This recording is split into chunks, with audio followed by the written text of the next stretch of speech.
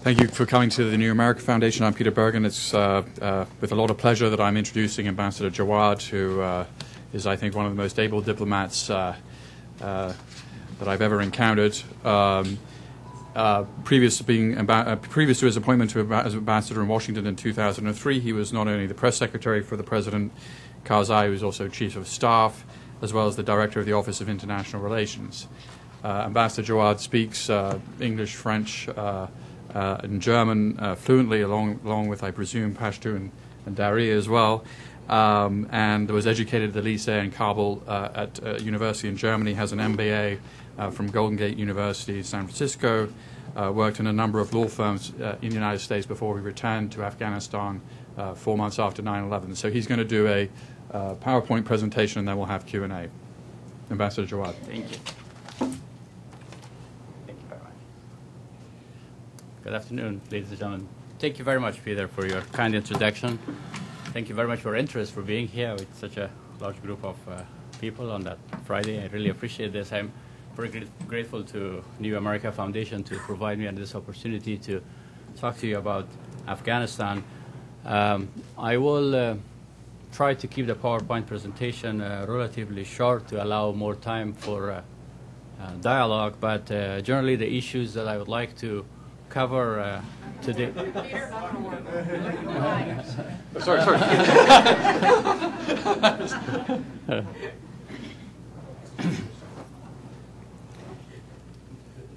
So the issues that I would like to cover, it's the connection between global security and stability in Afghanistan, the asset and also the liability of having international cooperation in Afghanistan. We will talk about the spring offensive and the resurgence of Taliban, briefly about regional factor in what's going on in Afghanistan. We will touch upon the issue of narcotics and development, and talk about the cost of doing too little sometimes in Afghanistan. Afghanistan, as you know, has been the crossroad of Asia. It's been a crossroad of trade and civilizations. And despite the fact that Afghanistan appears to be a very remote country, somehow the destiny of Afghanistan has been connected with the events that's taking shape globally. If you look from the very beginning, from the conquest of Alexander the Great to the emergence of Afghan Empire, all the way to the Cold War, war on terror, Afghanistan have somehow played a role in all of these. And Afghanistan has been the original front of war on terror. Today, the terrorists are trying to build wall. Terrorist attacks in London and New York and many other cities are designed to divide people. But despite the fact that we live in a challenging world, Afghanistan is an issue that have united to a certain degree many countries all over the world. Just a prime example is if you look at the number of the countries that are involved in Afghanistan, 60 countries are providing funds to the reconstruction process in Afghanistan. 36 countries are contributing troops in Afghanistan. In just the Afghan National Army and police force is being trained by 41 countries. We have over 16 provincial reconstruction teams in Afghanistan. If needed, we can talk about that concept and its effectiveness. And an important asset that we have in Afghanistan is not only the international consensus, but also the goodwill of the Afghan people to partner with the international community and also to seize this moment for the reconstruction of Afghanistan. This map shows actually the location of some of the PRTs and our international partners. We are extremely grateful to have this kind of mosaic of cooperation in Afghanistan. Many countries are involved and present in Afghanistan, either assisting with the security operation or helping us with the reconstruction. But as you can imagine, a lot of these countries are fighting together for the first time, a lot of the NATO countries. NATO is undergoing a change. So this, as much as create a beauty of a mosaic, it creates also serious challenges for cooperation. So the asset of having all these partners is sometimes undermined by the liability of creating enough coordination between all these different parties involved. If we look at the security situation in Afghanistan, we are seeing a spike in terrorist activities in Afghanistan. We saw almost 400% increase in violence in 2006. And 4,000 Afghans have died last year due to terrorist activities. Suicide attack was up almost 600%, from 27 in 2005 to more than 139 in 2006, and so far we have reached close to 60 attacks. The cross-border infiltration and terrorist attacks have increased to 300% generally. We see more and more sophisticated IEDs. I'll talk about that if there is time, about the IEDs and also the new form of explosive being introduced in Afghanistan. And the tie and the connection between the drug traffickers, warlords, and Taliban is becoming stronger.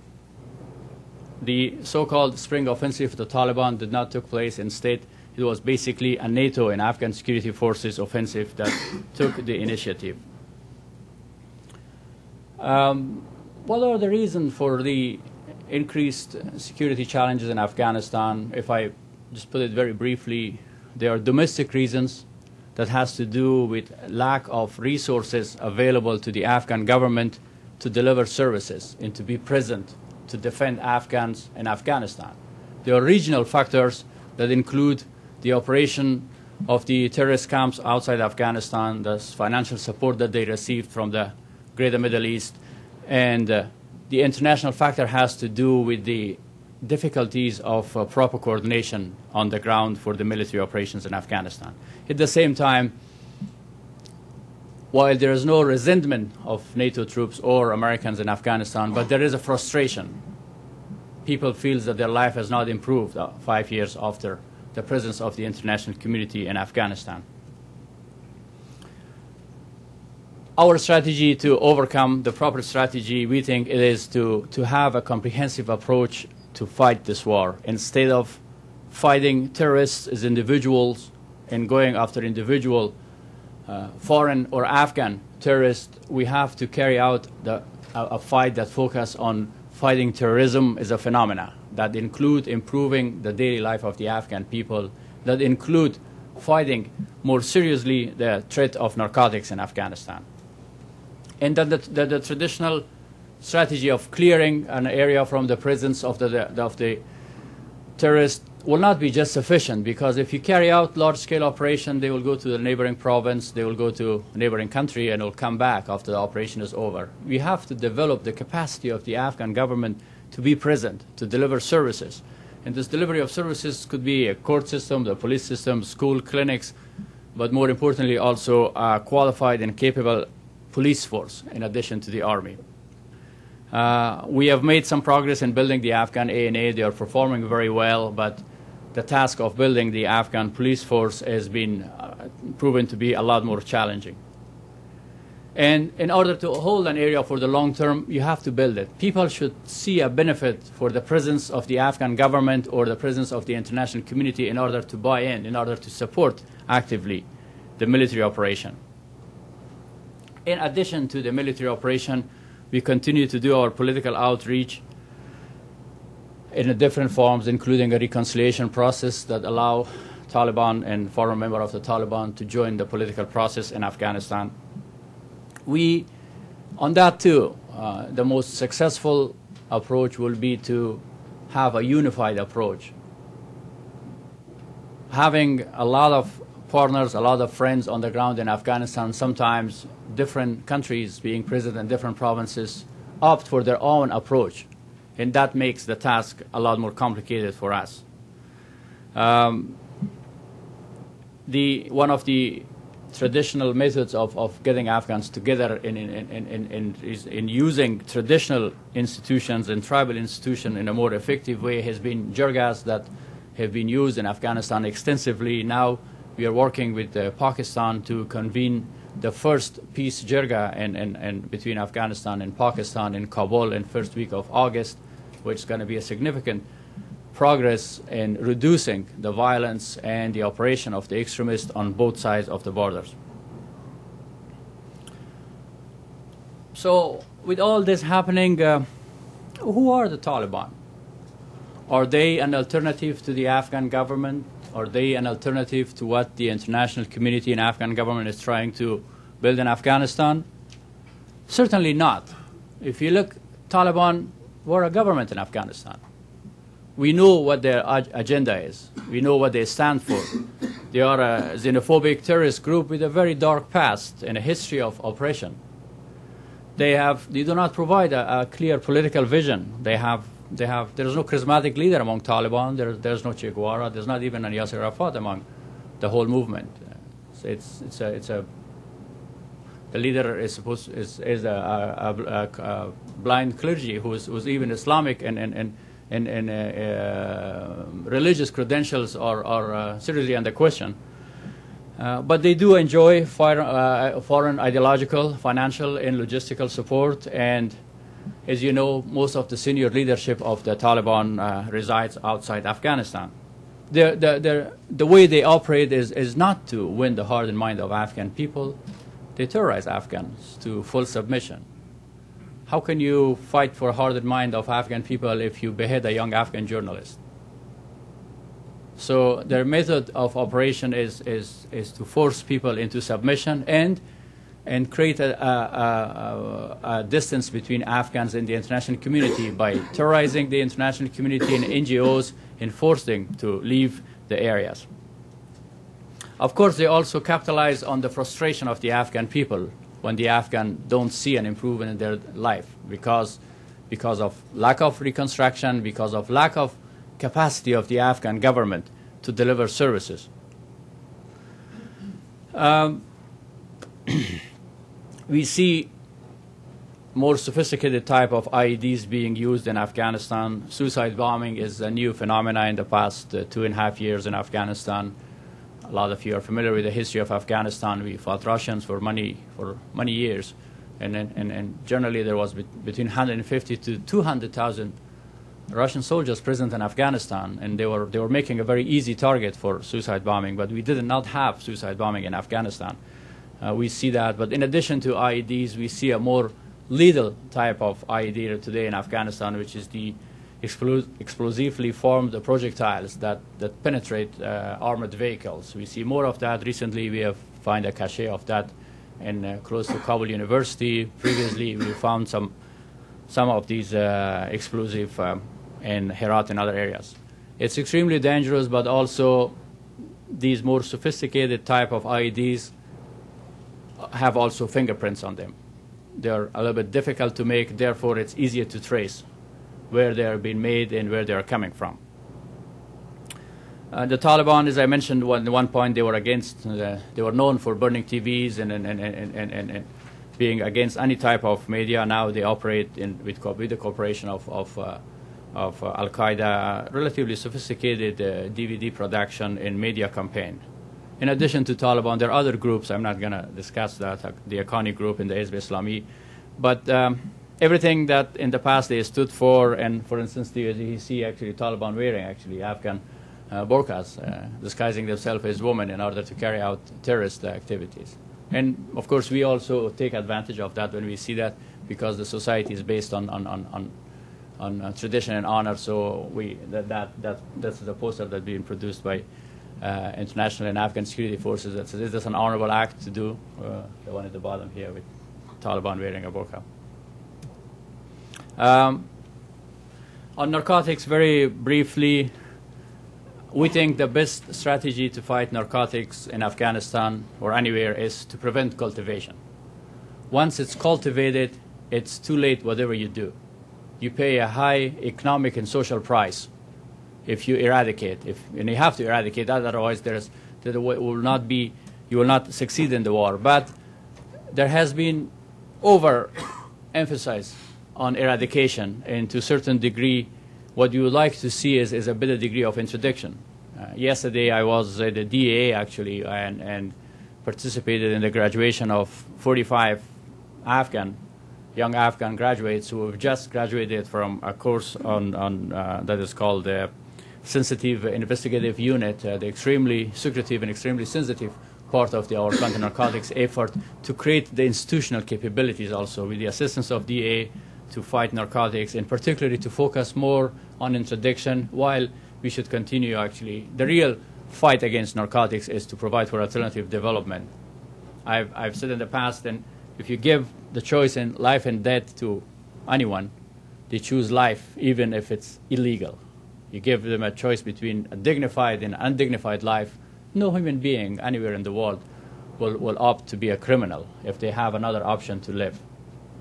So building roads, providing access to market is very important. And just another example, when people who cultivate poppy, when you have harvested that deadly crop, you can put it in a plastic bag and leave it in a corner of a room. It will be sitting there for 3 months. And if you need it, you can take it in like a piece of cake, cut small slices and use it as cash, go to the market and sell it and make money. Or if it gets too tough, grab it and put it in your pocket and run and become a refugee or an insurgent. So, but while if you want to convince a farmer to grow grapes or pomegranate or others, you have to build a road for him. You have to be assured that once he has cultivated grapes, there is a market for him to sell. There's a road for him to take the grape. So therefore, the fight on fighting narcotics is a long-term, improving the life of people project, not actually a quick impact of destroying poppy fields while we have the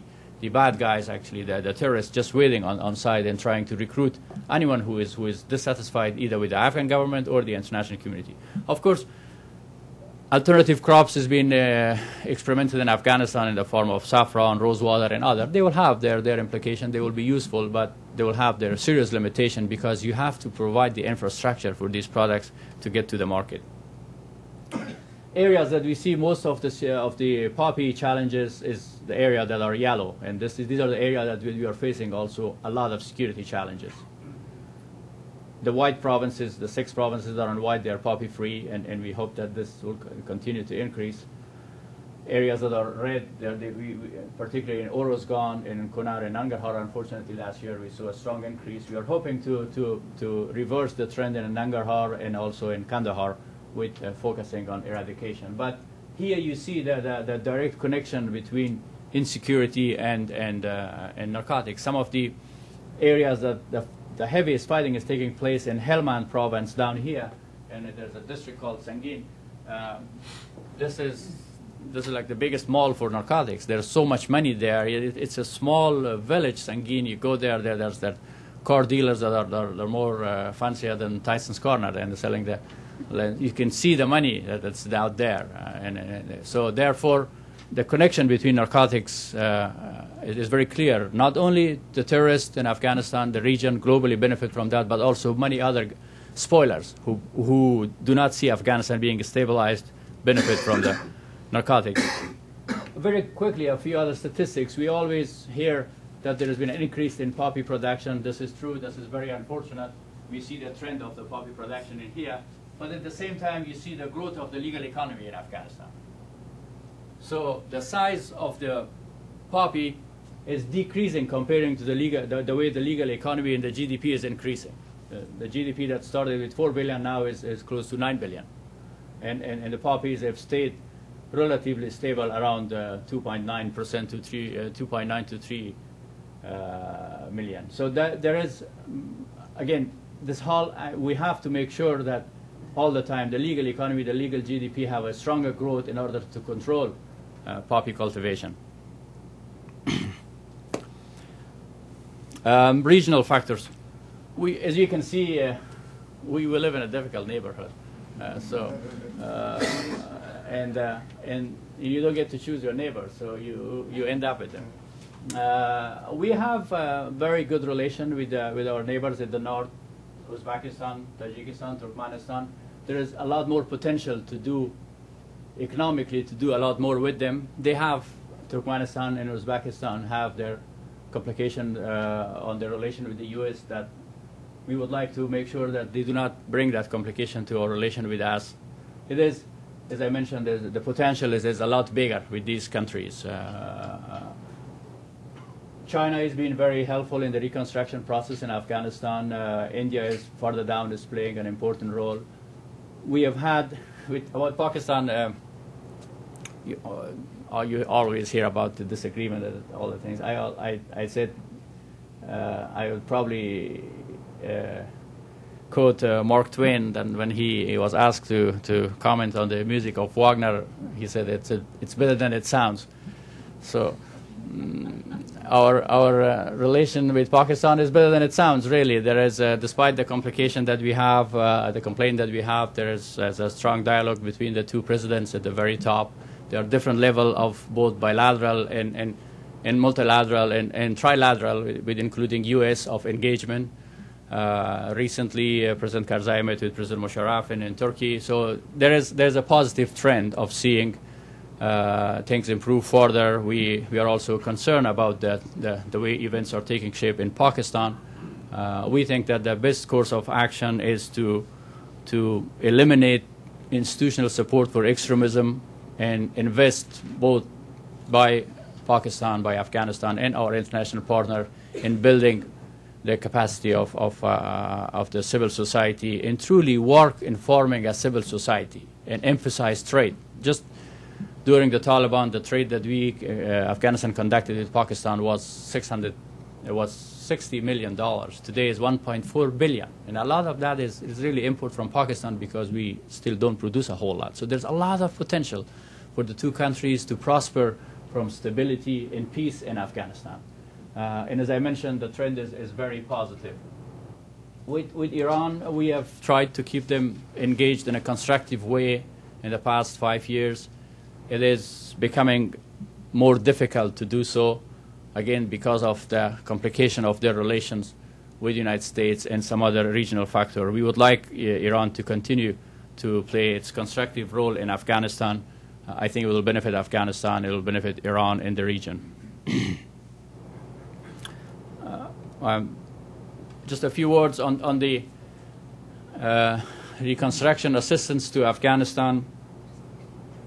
The military expenditure since 2007 has been something close to $450 billion, 448 to Iraq, $126 billion to Afghanistan. Reconstruction aid does not include, of course, security assistance. Reconstruction aid to Afghanistan amounted to something like $7 billion. And out of that $7 billion, $1 million is being delivered to the Afghan government or through the budget of the Afghan government. This gives you a picture of this is the amount of the reconstruction being delivered to the Afghan government. That's why we see the challenge of Afghan government to deliver services. It's not a matter of legitimacy. Every governor in Afghanistan, every chief of police is appointed by President Karzai. But in most cases, they don't have the resources to deliver services, to be present. Internationally, if you look at outside the United States, Afghanistan has been pledged $30 billion. $19 billion out of that has been committed to specific projects in Afghanistan. $12.5 billion has been delivered. This is since 2002. And out of all of that, $3.2 billion has been given to the Afghan government or has been implemented through the budget of the Afghan government. You see the disparity between the amount that being committed and then delivered through the Afghan government budget. So when we talk about Afghanistan, people say, well, this is going to be too expensive. You're talking in billions. That's true. That is true. But the cost of not doing it is a lot more. We are already paying the price or the cost of doing too little in Afghanistan. It is true that spending $1 or $2 billion to build the capacity of the Afghan National Army and police force is a lot of money. And but it's equally, how much is worth the life of an American soldier who is lost there, while the Afghan people are ready and willing to defend their country? If we invest more to build the capacity of the Afghan government to be present and to deliver those services, we save a life. And again, there's no word for us as Afghans to show our gratitude for what you have done for Afghanistan in terms of the financial assistance, but equally important in terms of the military sacrifices. When President Karzai was here, I took him to Walter Reed Hospital to pay our gratitude for those who are fighting in Afghanistan. We some of you might disagree with the mission in being in Afghanistan, but when you look at these individual soldiers who are fighting, these are true heroes. Some of them have hardly been out of their own state. All of a sudden, they've been deployed to Afghanistan. And they come there, and they still have this good spirit. So one example was, over there, we met a lady from New Jersey in her mid-50s. She is the mother of 5 sons, ages 6 to 25. And she was injured in Afghanistan in Sharan province while building road. It's true that rebuilding Afghanistan is expensive, but how worthy is this of her life? We would rather have her to be back in New Jersey spending the time with her family and do the reconstruction of our country and the defense of our country ourselves, if we are provided with the resources and the capabilities. So, and that tell you actually how, comparatively speaking, how little is being invested in Afghanistan. And as I mentioned, with the way the security situation is going all over the world, we have to pay a price. And we will pay a lot more if we do too little on time. Fortunately, new resources will be becoming available to Afghanistan. There's an understanding on the need to do more in Afghanistan, and we appreciate particularly the leadership of the new Congress and the administration to work together to make sure that Afghanistan receive additional resources. Out of the 11.8 billion that will be allocated to Afghanistan, about 8 billion will be spent on training the police and the National Army of Afghanistan. About 1 billion will be used for capacity building and strengthen the good governance and national institutions in Afghanistan, and about 1 billion each will be in reconstruction and alternative livelihood. Road is a big priority for us. There's a famous saying that where the road ends, the insurgency or the Taliban begin. This is absolutely true.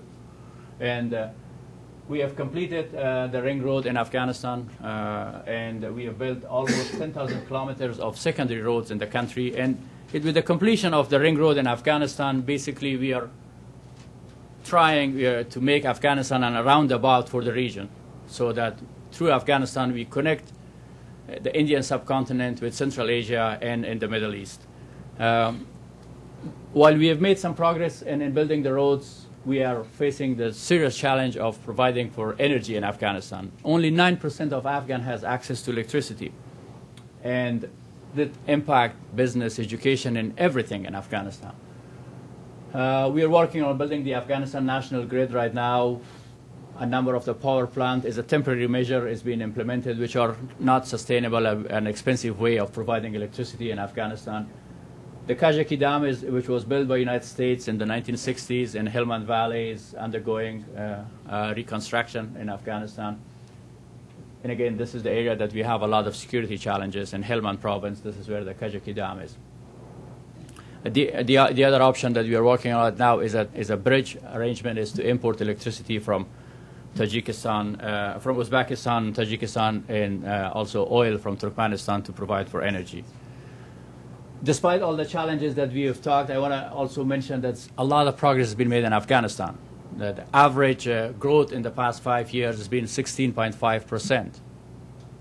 4.5 million refugees have returned to Afghanistan to show their vote of confidence in the political process. We have 6.5 million children going back to school, comparing to 900,000 during the Taliban. So, and we have, our aim is to make the private sector the real engine for the growth, provided that we invest in the infrastructure and provide an enabling environment for the private sector. Areas that have done very well in Afghanistan, for instance, we have connected basically the entire country through a new system of telecommunications, mostly actually done by the private sector. We are looking for investment and serious investment in oil and natural gas in Afghanistan, as well as minerals, particularly copper. We have the second largest copper mine in the world, and today, and just right now, the Afghan government is actually collecting bids on that. It's going to be a major investment in Afghanistan. Other projects, particularly of interest to us that we seek investment, is agribusiness and food processing. I've talked mostly about the challenges because I didn't talk a lot about the achievements because I didn't want to sound like an ambassador, just saying.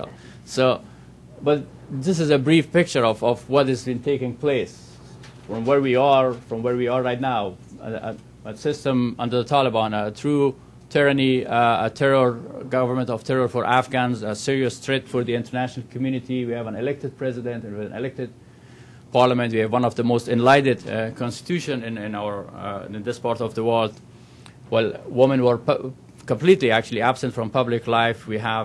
Today we have more than 74 women elected in the parliament. Today we have 12% of the state employees are women in Afghanistan, and close to 30% of the teachers are women in Afghanistan. 1.45% of the teachers in Afghanistan were women before the war and violence. The GDP growth has been very impressive, as I mentioned, 8.8 billion, and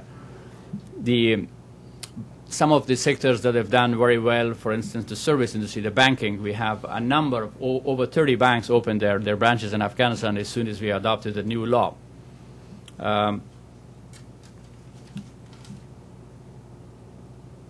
Media and TV, another prime example, they are close to 250, 260 publications and newspaper in Afghanistan. We have 17 privately owned TV stations operating in Afghanistan, some TV stations owned by women and just broadcasting for women. So, but the most important asset for the Afghan people is the way they perceive their engagement with the international community. Majority of Afghans are seeking your partnership, your support. This is from a poll by ABC and BBC. 88% of the Afghan see U.S. engagement in Afghanistan as a good thing. And so is also many other statistics as far as the feeling of Afghan toward the international community, still positive despite the frustration that they haven't seen much improvement in their daily life. Again, I thank you once again for your interest to Afghanistan, and I will leave some time for engagement and dialogue, and you're more than welcome actually to raise any issues. Thank you very much for your interest. Thank you.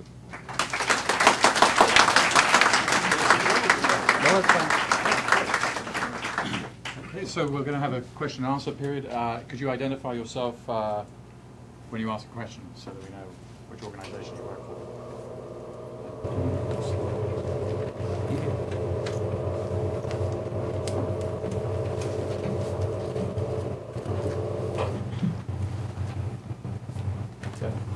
Yeah, my name is Kami, but I represent Chronicle Pakistan. It's a weekly newspaper. My question is about some part of Pakistani established believe that Pakistan is being scapegoat for the failure of international community or even Afghan government itself.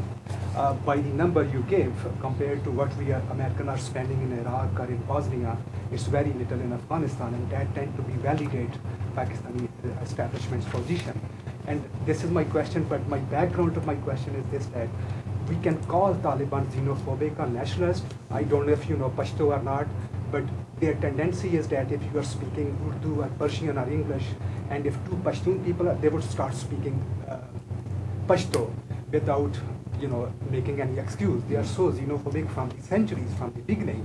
So how can we can change them so quickly? It's very, very difficult. And number two, I think we don't want to acknowledge our own mistakes, our own sin. I mean, Taliban are like a legitimate child. We are the one, Pakistani ISIs, with the blessing of CIA or US government. We taught them to hate Russian. We taught them to fight. We didn't teach them anything else. They were little children when they were growing up in Pakistan. And we are the one who make them sinners. We are the one who made them terrorists. And now, when they don't have an enemy, they don't have anything else to do, they are fighting against us. So my question to you is this, that is there any way that we could give them some incentive to become a productive citizen rather than wasting their lives fighting with us or fighting with Russia or fighting against Pakistan or Afghanistan? All right. Thank you very much. I am from Kandahar. Pashto is my language, so I'm from Kandahar, where exactly where the Taliban leadership originally started. The scapegoating, it's completely wrong. Absolutely, there's no need, there's no reason to scapegoat any country and institutions. This is a serious war for the sake of freedom and humanity in this part of the world. We either win it together or lose it together. The danger of extremism of Talibanization is not limited to Afghanistan. It is a serious threat to Pakistani society too. It's a serious threat to regional stability, to global security. What is need to be done is for Afghans, for our friends in Pakistan, for the international community, to sincerely recognize the issues and the problem, and also sincerely work together.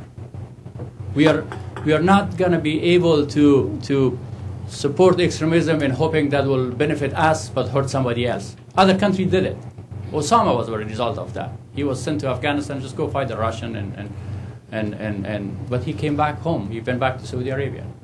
So it is wrong to actually to support in any way extremism for any purpose, for the purpose of policy particularly. And Afghans in Pakistan has a lot in common. The two countries share the same culture, the same language. Many millions of Afghan refugees lived in Pakistan, and a lot of them are considering Pakistan as their second homes. Before the war and violence, Pakistan, you were coming to Afghanistan to vacation. So there's a lot of cultural, social affiliations in both societies. Both presidents at the top are traded by same forces, that are extremism and violence. So there's absolutely we have a vested interest to work with Pakistan economically, socially, and politically. What we are asking for is sincerity on this cooperation, sincerity on this relation, and incentive for the Taliban. We have initiated the national reconciliation process in Afghanistan that basically have told the Taliban, if whatever you have done in the past, unless you are really serious, if you've committed a very serious crime and the international community is after you, you are welcome to come back to Afghanistan. We are not going to bother you. Come back, live in your village. Even if you want to, you can run for the parliament. They did. 2 or 3 very prominent members of the Taliban ran for the parliament and won the seats, and they are a member of parliament. We have former members of Taliban who have joined the Afghan government that are governors in Uruzgan province, one of them, a former deputy minister. So if they quit what they were doing, if they quit violence, and if they accept the principles of freedom and pluralism that the Afghan and the international community wants, they are more than welcome. But we cannot form a coalition government with the terrorists. On what ground? So they will come and tell us, well, all the school for women should be closed. And we said, no, they have the right. So let's compromise. We allow one other girl to go to school. That's not what we can do. That's not what we will do. If they accept the principles of pluralism and freedom, and then they're more than welcome to join the political process in Afghanistan. We are seeking their engagement. A lot of them are the sons and boys of Afghanistan, and we will be a lot better off actually bringing them into the fold. It will be good for Afghanistan and for Pakistan. Is there one from the back, sir? Oh, thank you, Mr. Bass. I would like to ask, who is supporting the resurgence of the Taliban, specifically where their bases are they in Pakistan? And thirdly, why hasn't bin Laden been captured? Taliban received support from different sources. Probably 1/3 of their income or revenue or financial sources will come from narcotics inside Afghanistan. They still have access to funding, logistical and ideological support outside Afghanistan. Funding is coming not from Pakistan but also from the greater Middle East. They are receiving that fund, and the support that exists through institutions, certain institutions, a small number of madrasas that provide ideological support to Taliban. Not all of them. There's a lot of good madrasas in both in Pakistan and in the region, in Bangladesh and other areas that are doing a wonderful job actually of helping boys, and particularly poor boys and girls, to have an opportunity to be educated. But yet there are those who are preaching hatred against humanity, not against Afghan and Afghanistan. And this is going to be a threat for regional stability, for us, for the region. Why Osama is not being captured? We have to look where we have found actually the biggest friends of Osama in the past. They were found in big cities, not necessarily in the tribal areas or in the mountains in Afghanistan or in Pakistan. So I think the search should focus on some major cities in the region. that we have previously fined some of his friends and accomplices.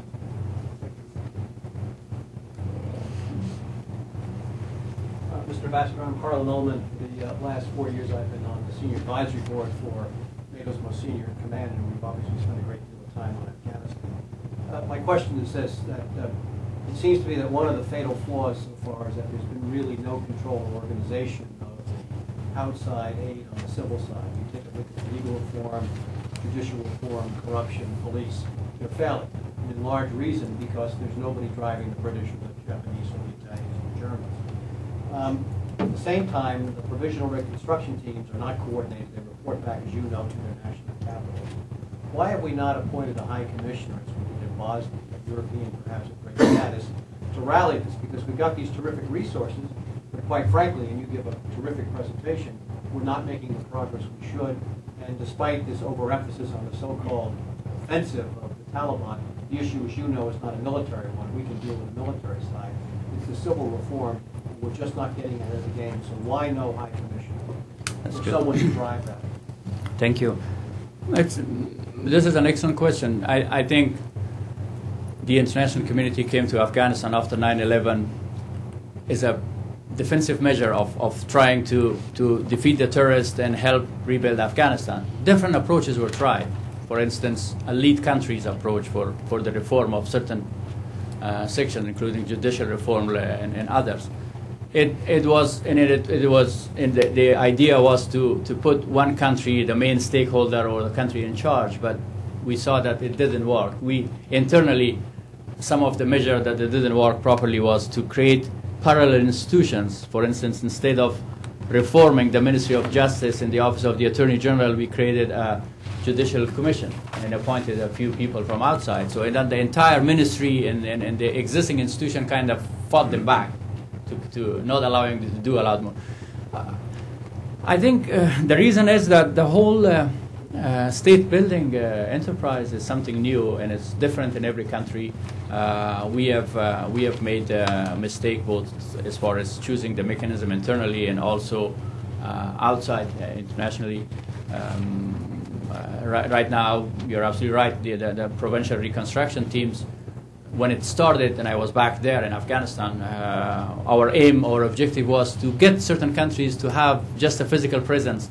That was what the Afghan people demanded. It says, let's get like 200 soldiers or even 50 or 100 soldiers in Oruzgan or in Daikundi or somewhere. And sometimes we argue with them, what is the security benefit of it? Said, no, we will feel comfortable if the international community is here. Then we allow a lot of flexibility initially just to entice people to come in. But today, a lot of these PRTs are doing a very good job. And again, the fact that they're not performing is one doesn't mean that they're not doing a good job. Every one of them actually doing a lot of good work in their own way. But the task is very big. There are discussions right now of appointing someone with a stronger mandate by UN or others. We encourage that certainly because it is very difficult for the Afghan government also to coordinate with so many different players, and then you get different type of messages. And then it's narcotics first priority, no 20th priority. So it's all issues like that. Building the police, this is the most important. No, it's not that important. Governance, other issues. So we have to work a lot more closer. And I think having one source on the part of the international community to work with the Afghan government that now has also established institutions, and it's important. Equally important is on the whole process, it has to be Afghan face. Afghan implementation, not Afghan pace, but the pace should be yours, the fastest pace of the international community, but it has to be an Afghan face on that. Thank you.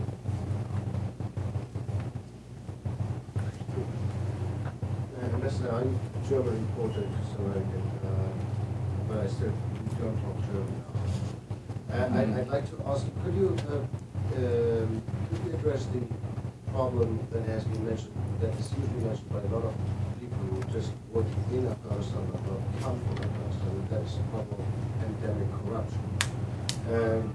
One of the reasons that you are $30 billion that have been pledged, or 3.2, I think, went through the books of the Afghan government is, of course, that the people don't trust the Afghan government in that respect. Could you elaborate, frankly, as you have been, to what extent the loyalty of the different groups in Afghanistan, tribe, whatever you call it, is to Kabul or to regional or local borders?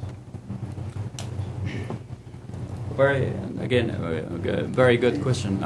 Vielen Dank. This is the issue of corruption in Afghanistan is a serious threat to the stability process, and that is being further becoming a serious enemy because of the narcotics. While it's probably certain degree acceptable or customary in a developing countries to pay a $2 or $5 bribe to get a signature or something like that, but now if you're talking about the corruption in the magnitude of hundreds of thousands of dollars, this is very destructive for the process, and that money is coming from narcotics to a large degree. And it has to do with the second part of your question, the capacity and the salary. When the Afghan government is not provided with adequate resources, when we cannot pay adequate salaries, that feeds into corruption. I'm not saying that if you pay more, people will not be corrupt. No, if people are unethical, they will be corrupt no matter how much salary you pay them. But if you're paying $40 to recruit a police officer and expect them to fight narco traffickers and the terrorists in a difficult province like Oruzgan or Helmand or Paktika, anyone who has very limited capabilities will not enlist. $40 per month, right? Yeah. So if anyone has some capabilities, he can make at least $300 by being a driver for an international organization. That's why if you're paying $40 from the very beginning, you're not going to be able to recruit qualified people. You will have people enlisting that either have no qualification or have an ill intention of abusing their gun and their uniform to be corrupt or take bribe. The issue of why the money is not going to Afghanistan because of lack of capacity. This is not a good argument. Look, when I went back to Afghanistan right after 9/11, and Peter and many other my friends from CNN came there too, and I was working for the president. I was trying to establish an office for president as a chief of staff. CNN was able to put an operation together in Khalifatullah in Kabul, in the port of Kabul, in a matter of 3 days. Because they have resources. They could buy right away a generator. They could right away hire the best English-speaking Afghan around, drivers, rent the best available car in Kabul. They wanted a whole lot of cars, but whatever was there. But I had to struggle because for $40, no one would show up in my office to help me out. So it is a matter of resource. And the capacity, when you don't pay the government to deliver services, you create a political system by encouraging people to elect their president, their member of parliament, their local shuras. Yet most of these institutions does not have the control over the resources to deliver services. Then you are undermining even the trust of the people in the political process. So if you pay better, if you pay adequately, you create the capacity. Capacity is a commodity on the market. It's not that the Afghan government does not have capacity and the Afghan NGOs or international NGO has it. No. It's a capacity on the market. Whoever has money will buy it. They'll buy it and use it. So, and on the loyalty of the Afghan people to the government or the local, the prime victim of the warlords, of the criminals in Afghanistan has been first their own local people. It's before a warlord actually have done anything bad to Kabul government or to people of Kabul, they first victimize their own people. So in Afghanistan, the tendency has been always to look, right now also, we were surprised to look to the international community, to the central government to deliver those services because they were victimized for long by their local strongman because of the war and violence, the Soviets invasion and others. The local leadership in Afghanistan is being destroyed. It's been replaced by a rule of gun. Those people, they don't want to have actually a man with the strongest gun to grab their land or to take away their dollars. So they have a natural tendency of forming stronger alliances to a civic model of living, which is providing service through the government. Yeah, but if the government failed to do so, they will become indifferent. It says, well, It's not a much big difference if Taliban are here or a corrupt police officer is here. It's pretty much the same. So you become indifferent. But it doesn't mean that he's not supporting the government. The government, he is. The government is not able to meet his expectations. Let's see, about from this side. Sir. I'm Jed Schilling, and my daughter actually worked on reconstruction in Afghanistan for a couple of years. I've got 3 quick questions from your presentation. One, could you be a little more specific about where the funding to the Taliban is coming from, not just generally in the Middle East? The second is, in one of your slides you mentioned something about an apology that worked in Jalalabad. And I'd like to know more about that, because that's where my daughter was working. And third, you had raised the issue of supporting traditional cultures and tribal chiefs and things like that. How do you balance that with dealing with the war/drug lords who claim to be part of that tradition, at least in some cases, so that you can build up the good chiefs and take care of the bad ones? I will start actually about the civilian death. I'm glad that you mentioned that. I thought there was not one of the unintended consequences of the military operation is civilian death. And of course, no one in the world, NATO or American, the prime objective is to avoid it. And this is at any price, at any cost. But at the same time, the enemy, they know very well if it's much better for them to hold their meeting in a school or next to a school or next to anywhere or hide among population, and they're doing it. But I think NATO, United States, and we Afghan security forces should do whatever it takes to avoid civilian casualties. We are paying an extremely high price for that. Examples, if you want to protect a VIP driving through a city, and you take all the measures, you close all the roads, and you push any cars driving a little bit fast off of the road, you might avoid actually a potential danger to that VIP, but you're antagonizing the entire city. It's not worth it. You have to balance that. You have to balance between really the security precaution that you take and another. My suggestion has always been to my friends at NATO and also here in the United States that if you can avoid it, happens. When it happens, say I'm sorry. There's nothing wrong with that. And I know that when you say sorry, they'll have legal implication for you here as far as admitting guilt or others. So there's no need to issue elaborate statement in Washington or in Brussels or others that says we are sorry for what happened. No, just deal with it locally. Go to the local, I'll go to the local tribal leaders, go to the victims, and even if your attorneys is advising you not to use the word I'm sorry, say we are ashamed for what happened. We are a dignified army, and because the country, the society is about dignity and shame. So we are a dignified army. We want to avoid this. We are, and if again legally, if there are impediment for you to pay any kind of money to the victims, just use it some other ways. Use some tribal leaders or others, tell them that here's some money to bury the victims. Or this is very important. Paying respect and saying that we are sorry for what happened. And this has to be done on the local level, and that happened in one time in Jalalabad, and we very much appreciate the fact that, as I mentioned, there's no word for us to convey our gratitude for those boys and girls who are fighting in Afghanistan. Truly, we appreciate very much what they're doing. This is one way of approaching that. And then there was that. The issue of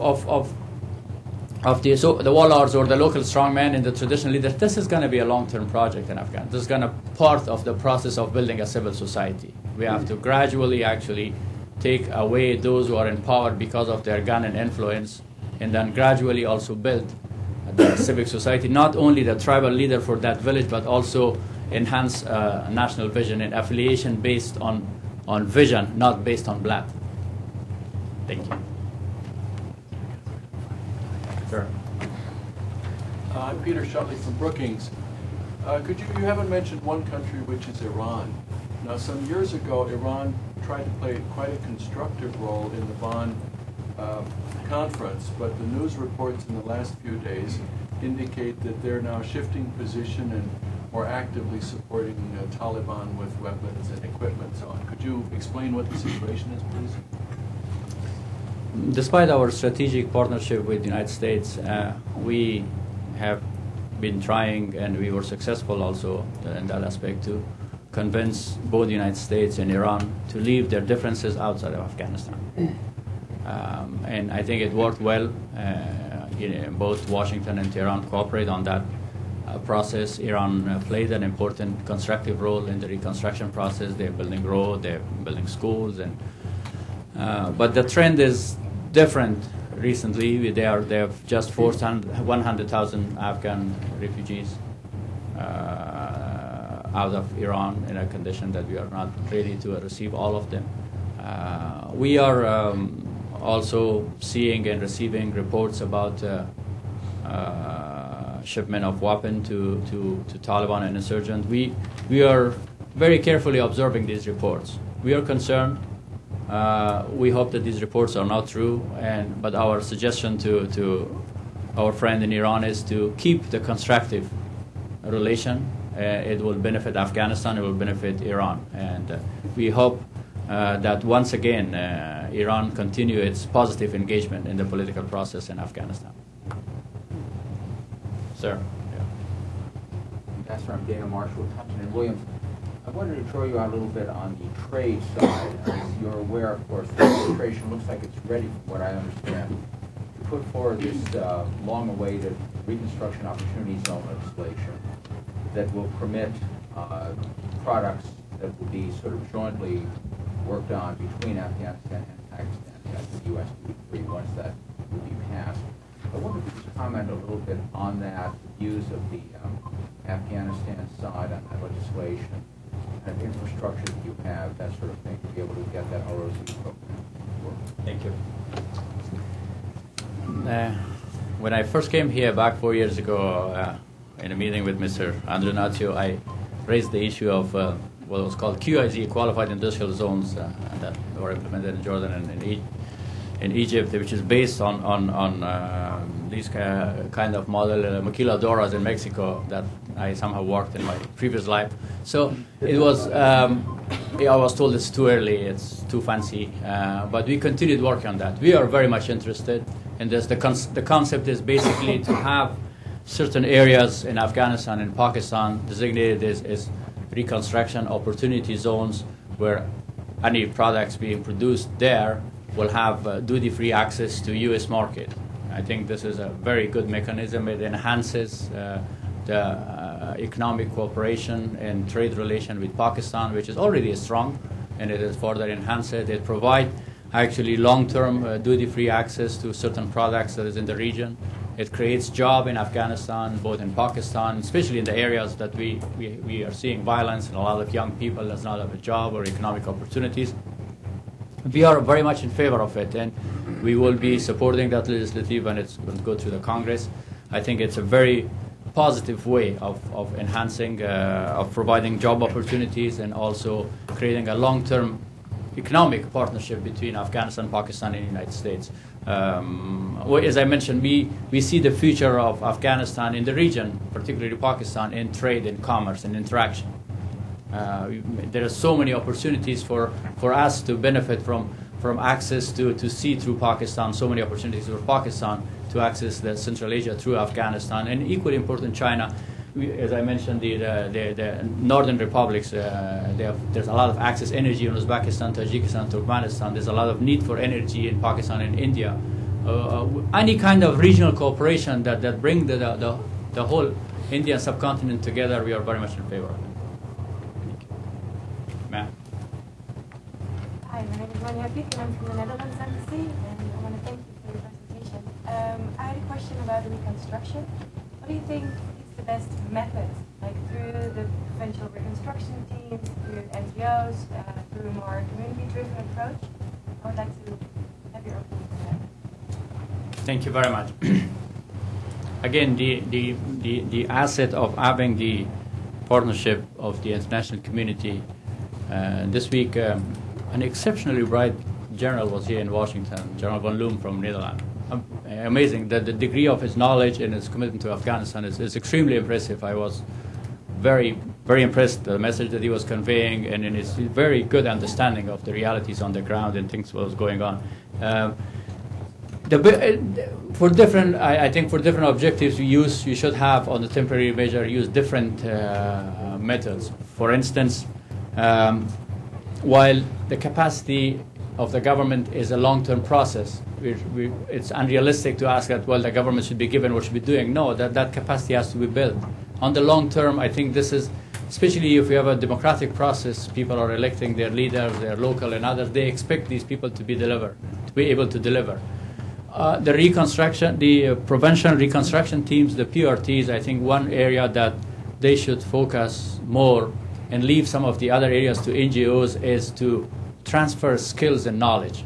I think if they, in some of the PRTs are doing that, for instance, if they get involved in certain degree in training the, say, the civil servant in the office of the governor or the district chief or the custom officer that are collecting the customs, or not only necessarily government, if they have a course for the traders, just teach them the basics of bookkeeping, for instance. Because skills is extremely in shortage. Human capital is in shortage in Afghanistan. So anything to build that will be very useful. And other things like digging a well or building a clinic could be done by either NGOs or companies that are working for profit. I think the PRTs will be, their time, their resources will be a lot better utilized if they build the skills and the capacity of both the private sector and the government.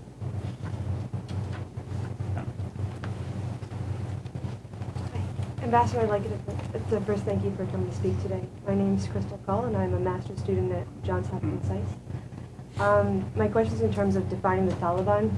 I realize that it began as an anti-Soviet group, but I'm just curious if they perhaps modeled themselves after the ancient Kharjites as an extremist. After what, sorry? The Kharjites, an ancient Islamic extremist group that was opposed to all those who held different beliefs, including Muslims who they considered were not as orthodox or strict as them, because in terms of examining their tactics, their terrorist activity, it was the same that the Kharjites had used at that time.